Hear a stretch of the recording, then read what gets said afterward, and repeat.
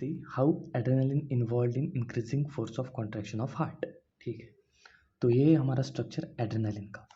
अभी ये हार्ट पे एक्ट करने वाला है, तो पहली चीज़ हार्ट पे क्या प्रेजेंट है जिस पे एक्ट करेगा, तो वो है बीटा रिसेप्टर्स। तो उसमें भी कौन सा रिसेप्टर है, बीटा 1 रिसेप्टर। ठीक है, ये बीटा 1 रिसेप्टर जो है वो है जी प्रोटीन कपल्ड रिसेप्टर। ठीक है, और ये जी प्रोटीन कपल्ड रिसेप्टर के एक स्पेशल फीचर है, that is activation of adenylyl साइक्लेज pathway.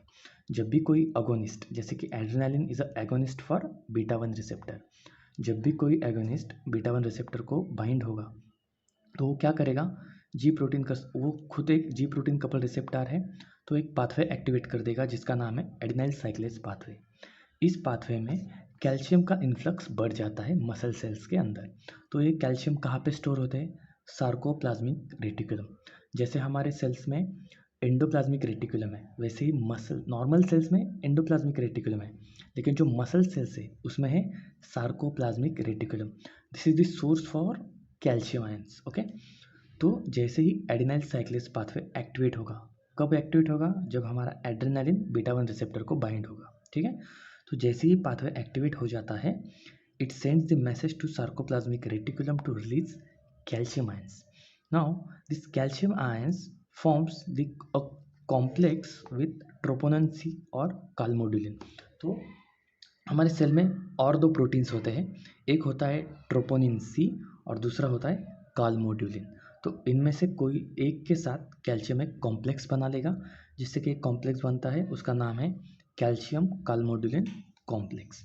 अभी ये जो कॉम्प्लेक्स है कैल्शियम काल्मोडुलिन, ये एक्टिवेट कर देगा एक एंजाइम को जिसका नाम है मायोसिन लाइट चेन काइनेज। आपने सुना होगा actin myosin filaments which are the main part of your muscle cells. Okay, so हमारे कैल्शियम काल्मोडुलिन कॉम्प्लेक्स ने क्या किया, मायोसिन लाइट चेन काइनेज को एक्टिवेट कर दिया। उसके बाद myosin light chain kinase with the help of ATP it activates myosin and actin filaments. जो मेन जो कॉन्ट्रैक्शन की एक्शन है, जिसमें जिनका इन्वॉल्वमेंट है, वो है myosin and actin filaments. So with the help of ATP MLCK activates myosin and actin filament which brings increase in force of contraction. Okay, तो समझ में आ गया क्या हुआ यहाँ पे।